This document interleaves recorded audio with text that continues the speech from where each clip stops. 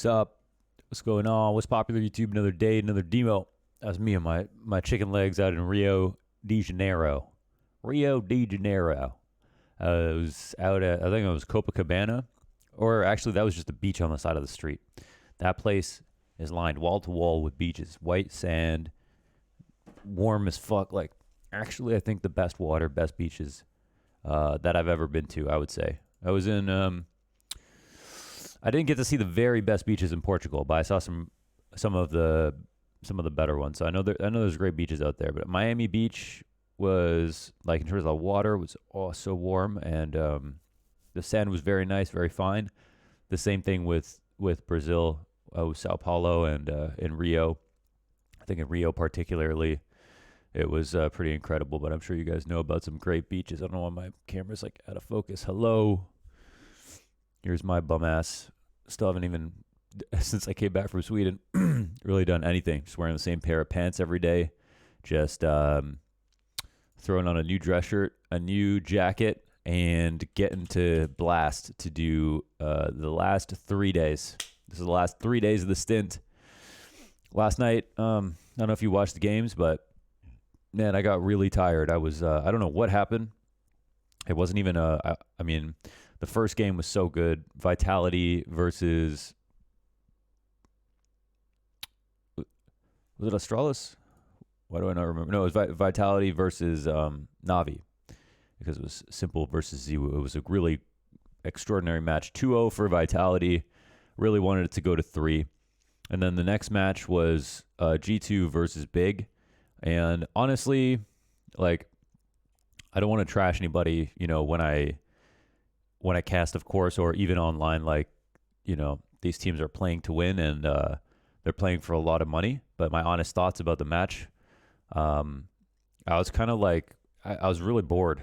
I won't lie. Like, I like in the way that both the teams were playing their T sides, I felt like it was so slow, and I was really struggling to. Sometimes when we're casting, me and Connor, we have to like joke about stuff and try to. We've done a good job of, you know, of making it so that we can like talk about something funny and then just go right back into the action as soon as something happens, and kind of like, you know, pick our spots. But mostly as soon as there's a kills or anything like that, we start talking about them and focus on the match. But for ourselves to stay in it, because, you know, sometimes it can just be like round after round that if it's not the most enthralling matchup, we have to be, you know, use humor to keep each other awake, basically, or to stay focused, or like stay in a good mood or whatever.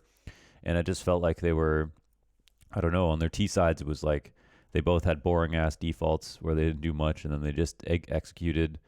I honestly feel like G2, I can't even tell if G2 have gotten a clear upgrade with Nico at this point, with the bringing in Nico for Jax, or, you know, Amanek, because they just lost 2-0 to Big, or sorry, they lost 2-1 to Big, and Big played really well. I won't lie, but even though Big are ranked higher than G2, I feel like you have to rank G2 higher at this point, because they were number one online. Like, the results change every week, and they just got Nico. It's like it should be the easiest roster change of all time, right?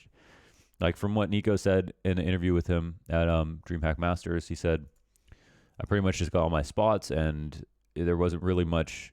He said it pretty much improved the state of the team, and Almanac maybe on the T sides is made to feel a little bit more comfortable. So he said something like that, but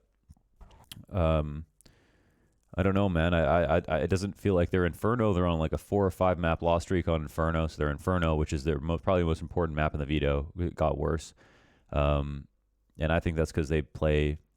I don't know if Nico's calling or not. Like that. So it feels like in the back of my head, like it feels like Nico's changing the way that the team plays, and the way the team used to play. I used to love G2. I used to love like how fast and explosive they were all the time, and I feel like the way that the rounds have gone now, the way they play their CT sides, it feels like it's phase again. So I don't know if it's true. I don't know how much influence he has, but I feel like, you know, on Inferno B sites, like him and Almanac, and they just sit back in the site. They don't go for information. And I feel like G2 before, since they were the underdogs coming up, they had more respect for like earning a whole round. Like when it came to working for map control and stuff, I feel like they did everything you needed them to do. Maybe Maybe it's just my memory tricking me, but I don't remember them playing like this. And I do remember FaZe playing like this. So I'm kind of wondering if Nico's affecting the way the team's playing in a negative way, and if, again, it's a clear upgrade. Like, he's basically, you know, consistently top fragging, but they're still losing the maps, right? I think that's a bad sign. So what is going on there? I mean, the argument could be that other people are not showing up. Kenny's in a slump. That's fair. But yesterday, Kenny top frag on 2 maps and, like, had an extraordinary Inferno, actually. 25 kills, 7 for 7 in opening duels. They still lost. Nexa had a bad map. I don't know. I don't know. Some of that stuff, it's hard to find out if it's actually, it's hard to figure out if that's actually the case. Well, only time will tell with the ultimate results. But personally, I was hesitant when we did the Almanac video on this channel to say that it was a clear upgrade. And then when he first got on the team, everything looked so good right away. I was like, damn, it is an upgrade. I was wrong. But now they lost to Big here. Their Inferno's taken a dive. They just had their, I think they just barely maintained Mirage. Actually, they lost Mirage just now. That was such a weird loss too. And it seems so boring to watch, man. GC used to be my favorite team. I don't know. I was pretty disappointed. Today's demo is going to be about, so anyways, I felt like I was really trying to hold it together yesterday. And today, I feel like I heard some people say the cast was good. I'm happy about that. We were trying. And again, like, I know that these teams, you know, they put a lot of heart, and they're, you know, this is a very important match. And so it may be kind of boring for me, but of course it's like a very serious thing for them. So I want to always give the teams that respect and their fans and everything. But today's matches are pretty awesome. For my money, I'm really looking forward to them. We'll just take a look here. We got, did I go to results? I went to results. So we have Astralis G2 first, and then we have Furia Na'Vi second. This is the match. I don't even know if has this ever happened? ESL Cologne 2019, they lost to Na'Vi. Oh, so long ago. When is this? 3rd of July 2019. Holy moly, that's a long time ago. That is a long time ago. A damn near year and a half ago. So that'll be a cool one to watch. That's today. I think they're both looking pretty good right now. Even though Na'Vi lost, it was 2 overtime games, I'm pretty sure. Is that right? Yeah, 2 overtime games. Tough. So this should be a banger. And Astralis, people used to call Astralis boring to watch. I never thought they were. I always thought they were very interesting. I think people just didn't like seeing them win. G2, I feel like right now, I'm really taking Astralis here. No, the last time they played is pretty close. These guys play against each other a lot. So we'll see. I'll take Astralis here, though. And that brings us to the video. So we want to watch Bubzkji play for this Astralis. So what do we need to know about Bubzkji? Hold on.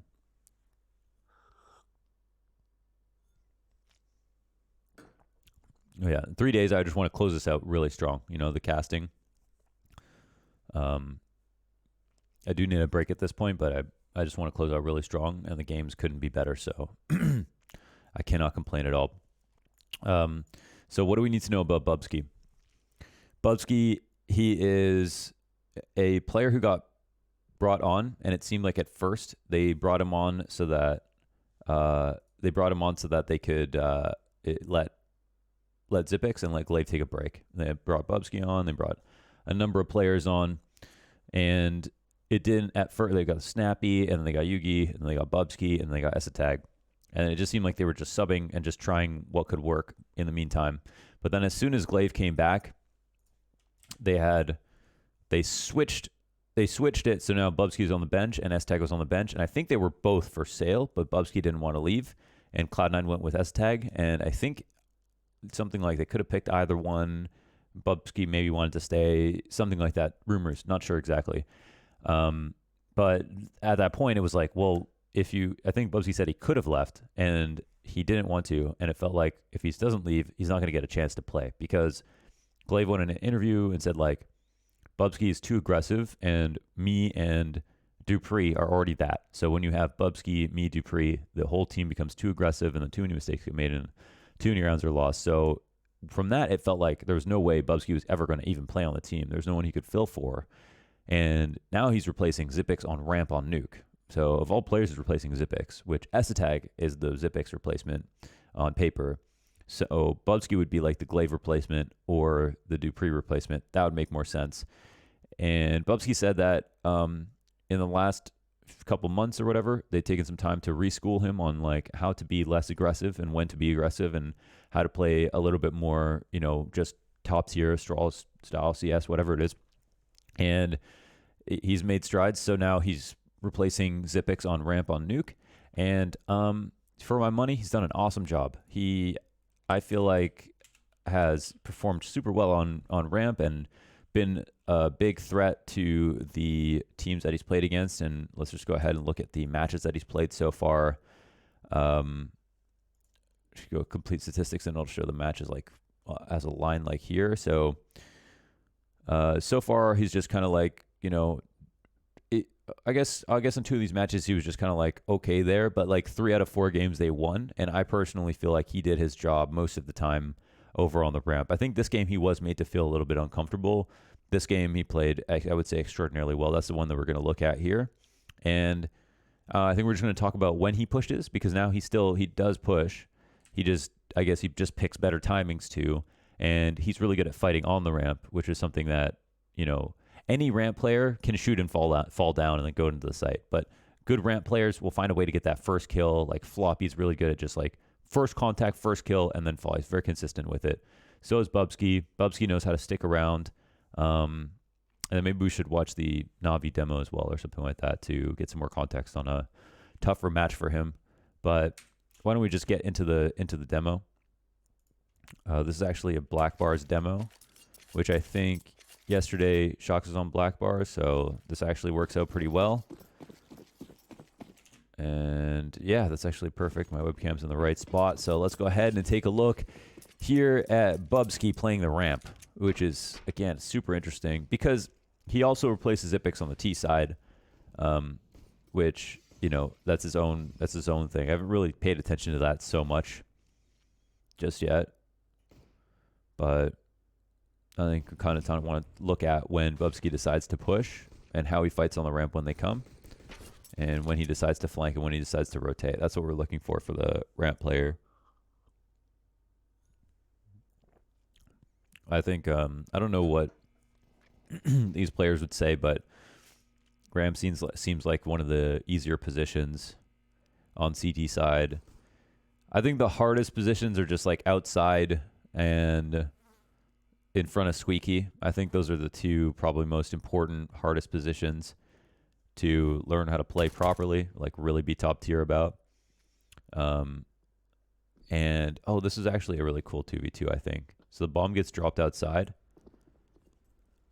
and they're going to hear the rotation. And I think we've got Device and Bubzkji working together.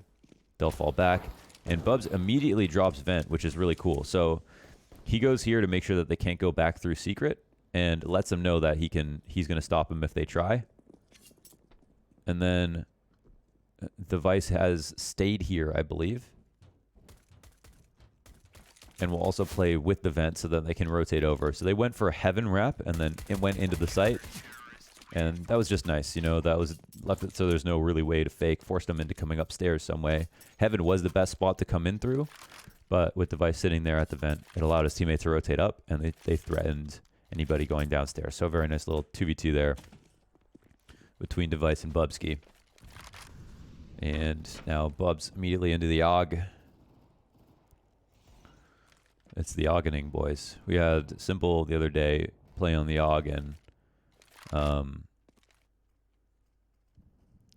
he absolutely destroyed Astralis with this gun. It's very strong.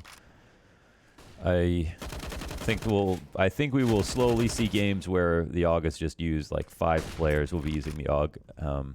It's a little bit more expensive, but it is extremely powerful. It's damn near as good as an op sometimes. And we're seeing again how paying attention how Bubzkji is falling back. He's very careful about how much space he gives up. And I appreciate that. I think it takes some confidence to play this way. But I think the really good thing is that, yeah, you just find every single opportunity to be annoying. So the next time someone comes to you, they know that when they come ramp, you're not just going to drop down and fall all the way down into dark or all the way down to the back of the site or, you know, really far down. So you can't just flash them and they leave, right? With Bubzkji, you have to fight them off a little bit. And I think that's really key because, again, if you phone in your job, you can just, like, show up at ramp. As soon as any action happens, you leave. But then you leave ramp open. You stress your outside rotation who might want to try to come and help you. But if you fight for your spots, then you, number one, if you're really good, you get your kills. And number two, you you make it easier for your teammates all over the map who would normally need to come and rotate to help you. Because it's much easier to stay and fight than it is to, you know, drop down past the doors downstairs into the B site and then have to come back up, right? That's a scary rotate back. All right, seeing Bubzkji figure out when he can come back and leave. And then this is, see, when you rotate back into something, you've got to be careful. You've got to, like, re-clear certain angles, see if there's a lurk. If you got a kill outside, then there would be a chance that they go, oh, okay, Bubzkji's not in ramp. I'm going to push this really quick. You know, someone might have been thinking about coming ramp and then they see Bubzkji on the kill feed outside and then they just run it, right? So that's the scary part about leaving your post and where you have to be careful about when you do. I mean, we could talk about this crosshair. I don't know if we should, but I don't really have much to say, to be honest.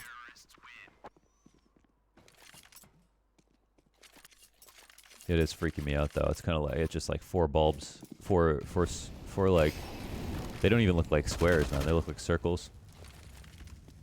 I'm going to pause here. Okay. Just going to let this ride out. Go to the next round.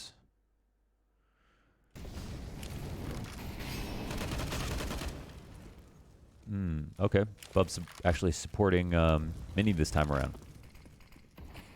That's cool. So here he is in front of Squeaky. Magisk is like the sickest player ever behind these boxes when it comes to fighting people coming out of Squeaky. He's a tank. He like always gets two. He's kind of like the right guy for the job, definitely. Squeaky's such an important part of the map. We look at like Furia's game plan on Nuke. I honestly can't believe it works when they win because I feel like Art does almost the same thing every single round when it comes to lurking outside through Squeaky into the side event or dropping down. It's an important part of the map, but I feel like he just does it so much. But yeah, it can be hard to stop sometimes with the right smokes and flashes to assist.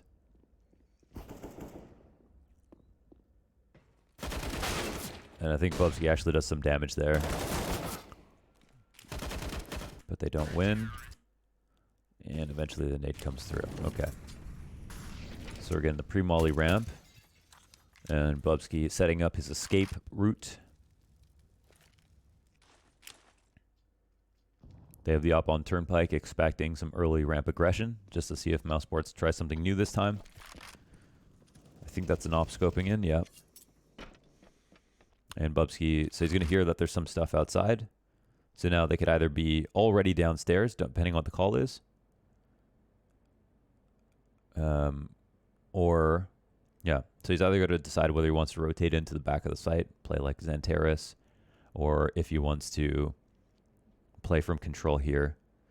Now I would say, so here he's trying to figure out, so the only thing about this spot, I think the way that he played was like, if they're coming down the down ramp or coming down secret and then they fight him here, then it's like last chance. You don't get the info early. You don't really get to use your nade safely.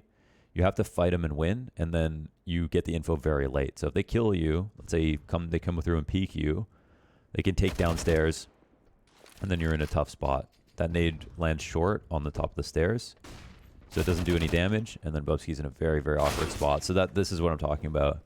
I think I watched this in the match. I was thinking the same thing. Like, just to contrast that with how Bubzkji's playing versus the players who are coming towards ramp from the lobby. Like I was talking about how, you know, you kind of want to stand your ground so you get the info early. You don't have to, you know, there's not so much pressure on the, you don't have to, if you fall back, it's hard not to, it becomes hard to re-aggress. So in that same vein, I feel like Bubzkji was a little bit more passive there than you would expect or would want. And I think if Bubzkji there was playing it either spotting from the doorway, jump spotting, or playing at the top of the stairs, or trying to get some information, and he sees them at the end of secret, then he's in a better spot to give his teammates information before he dies, even if he does die. But that being said, I don't know, you know, how comfortable Bubzkji was with the idea that they hadn't come down that soon. Now we were sitting there, we were seeing him sit there for so long, but that doesn't mean that he knew that he had that much time. He might have thought, oh, they're just about to come down, so I'm just going to sit here and wait. So now it's a 4-on-2. Bubzkji recovers an AK. No kills yet. And this is an insane flank here. Chris J out. And of course, he's in, this is when, you know, this is what he was born to do, right? He's in pure playmaker mode at this point. He's happy to take all the fights that he needs. They definitely need more info and a kill to be able to have a chance of winning this round, since they're saving. I don't even know here if Dupree has a gun. So we're going to see Bubzkji suss out some more fights, and he is doing a damn good job of it. There's one on top of Mini. And he's still looking for that second target before he even thinks about Mini. And there he is. He finds it. Instant first bullet on Frozen. Frozen was playing very, very well in these first 5 rounds. But no fear from Bubs. And there's the last guy. They literally cannot kill him. He picks one to swing. If B-Mass goes down, he actually just handled all of Mouse Sports. Only one flank there. And won 3 50-50s. So that is, of course, the firepower that you get with Bubzkji. That's very, very impressive. Drink a ginger tea again. The guys keep eating cheese, eggs, and rice every night at like 1 a.m. I'm like, guys, I can't keep doing this. I'm not going to be able to sleep. But I keep doing it. Rotate downstairs. He drops dark, and then he has a teammate behind him. So I'd say it's not the most fun spot to play in dark here. But he had device behind him. So this is a spot where you can either jump up and play Xantaris. I can't remember exactly what he does here. If he sits here, he goes behind Silo. But this spot is, you know, safe from wall banging. You can catch them coming out of control room. You can wait for the door to open and swing to the left here. And of course, they're trying to fight him. And now when he thinks maybe he's not going to get spammed from decon, you know, the spam that goes through the ceiling, he can rotate around back of the site. And this, you know, sight box is very, very powerful for like different kinds of peaks, like very CT favorite, at least for, you know, first engagement or something. But at the same time, there's a number of points of attack. So these are all things he has to consider. So far, so good, though. No one comes towards.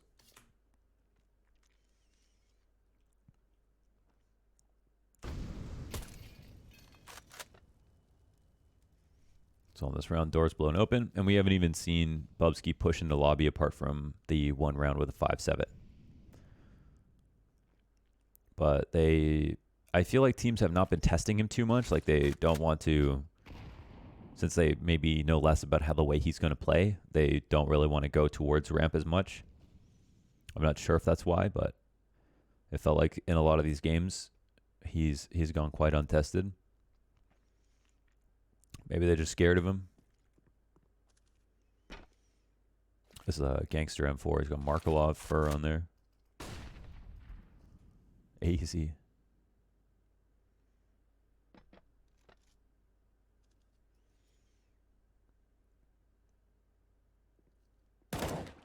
Two spotted. You see, try not to give up too much ground here.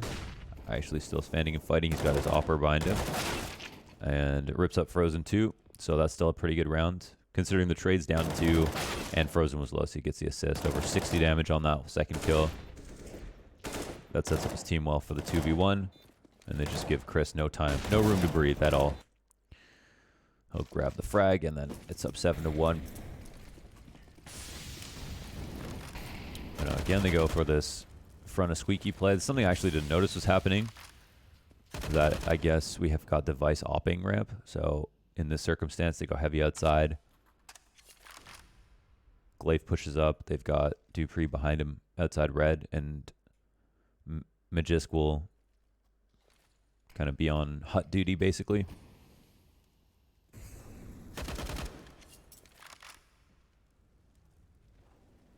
And they've got, you know, Straws have significant control off the setup, so it's really on mouz to try to make a move. There's no easy site to take. Outside might be the, yeah, like the place where it's the most precarious for the CTs at least. But they have to find that out, and they get both kills. No trades here, so Bubzkji is a moment where he can kind of make a move if he'd like to. Frozen, I think, was on the other side of the smoke, and Bubzkji does a lot of damage to him, and Frozen does not react, which is good by him. He would have died. And I think Frozen likes to lurk through the mini smoke sometimes, but Device finds him. That was actually a sick shot by Device. Remember that? Oh. Nasty peek by Kerrigan. Bubzkji's out of the round, and Device just owned that. That might have been an ace.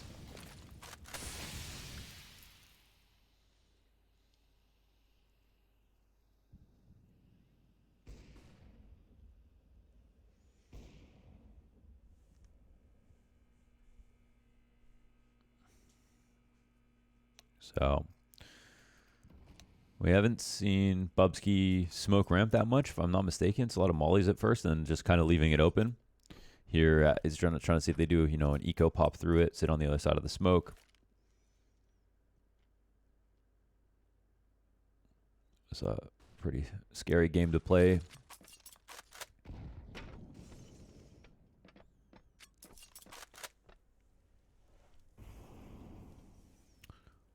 And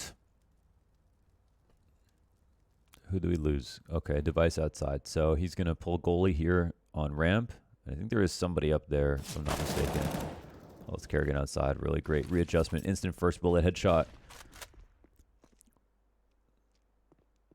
And he's kind of clearing angles to get back to his post again because he gets the kill, and then there's the opening. You know, he knows they might try to attack ramp now.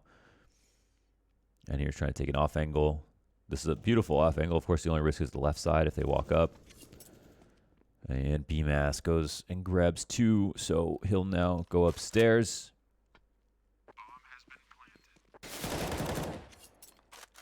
And that's 1 down. Frozen last up. And I don't know or remember where Frozen was. It doesn't seem like they have any idea. So they're going to try to play it cool. It could be a mini flank at this point.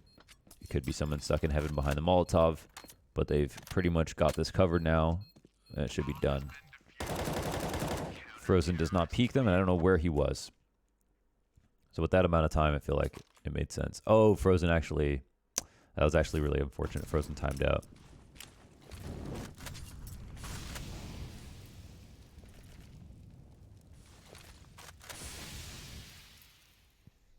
Really tough stuff.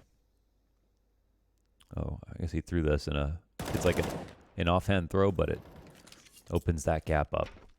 Again, we haven't even seen too many lobby pushes. Only that one on the eco. Cool. So I mean, he's been playing, you know, pretty disciplined, chilling out. Most of his rotations aggressively have been outside.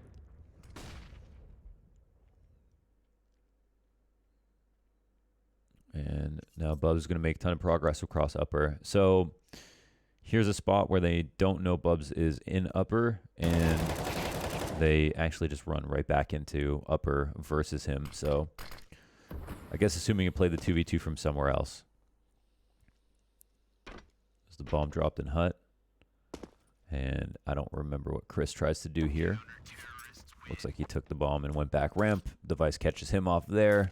And that's obviously also the fast rotation downstairs. So a good place for Device to go naturally. Everything else is very far away, though, for Chris, right? If he goes outside, that would just take forever. So he might have known that someone tried to rotate back to ramp, but just decided to go for that fight. 10-1. Not really any mistakes here. So the one, I think, downstairs, uncomfortable spot, put himself in an awkward position where they took secret control. And that is very unfortunate, but also around where he's just a little bit late. I don't know if because of communication there or what the deal is, but so far the 2 rounds that they've gone downstairs, he's either been rotated in and not known how he wanted to fight confidently, or in that situation been later than he expected, like not realizing they were just going to fly through. So that's a situation, of course, we don't know if it's because of communication or because of uncomfortability.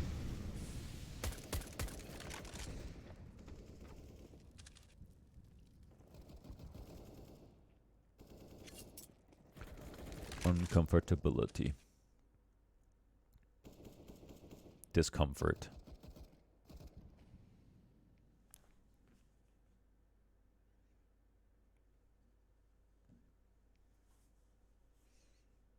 And Bubs is opping. So we've got Device opping outside as well. So I think I saw this and I was like, I think Device has him covered when it comes to the secret lurk, but he seems a bit suspicious that there is a plan to go downstairs. But now they'll come through ramp, and we'll see how he'll fight. Oh, he seems to be very nervous that someone maybe thinks someone dropped vent or that they could be in secret. But this is not a fun spot to be in when you think someone's downstairs. But now he's going to go back and post up and just hope, I guess, that nobody has come down here. But it turns out it was an upstairs hit the whole time. Actually seems like a pretty good split here for Mouse Sports. And Robs comes through and wants to get this, and Bubs almost is able to pull the trigger on that no-scope. This is actually so... Look at this. He actually stands back. Oh, that was actually such a good play by Device. But Kerrigan walks right into him. Kerrigan's mind probably was like, oh, he could be a little bit farther out, but...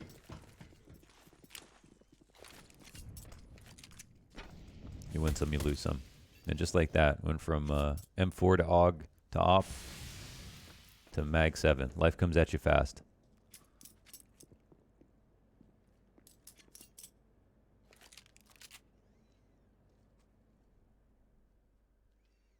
He says, come see me again, Robs. Let's run it back.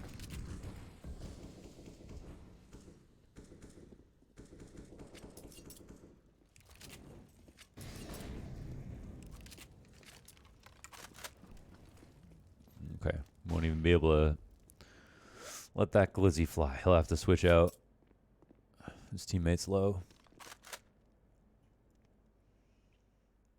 Can't really get a feel for what the situation here is for Mouse Sports.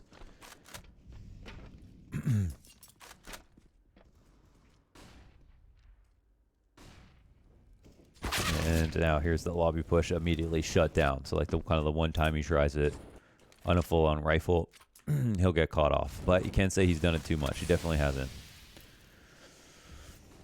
Now we're in a 12-2. He's playing close to the smoke. You get a kill. I feel like, you know, here's a spot. Maybe you try it.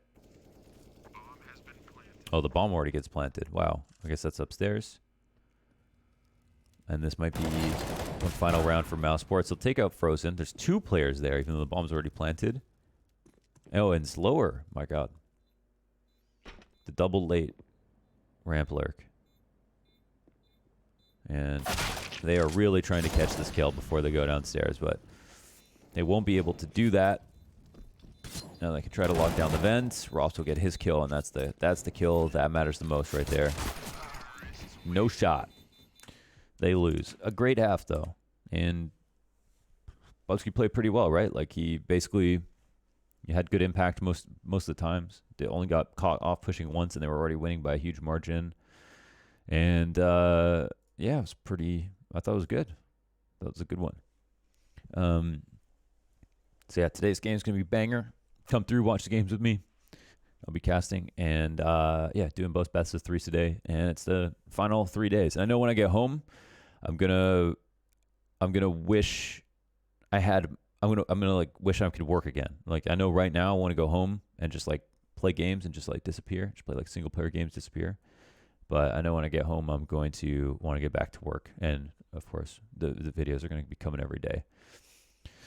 Join me, twitch.tv/blastpremiere. And see you tomorrow for another Coach Lau. Peace out.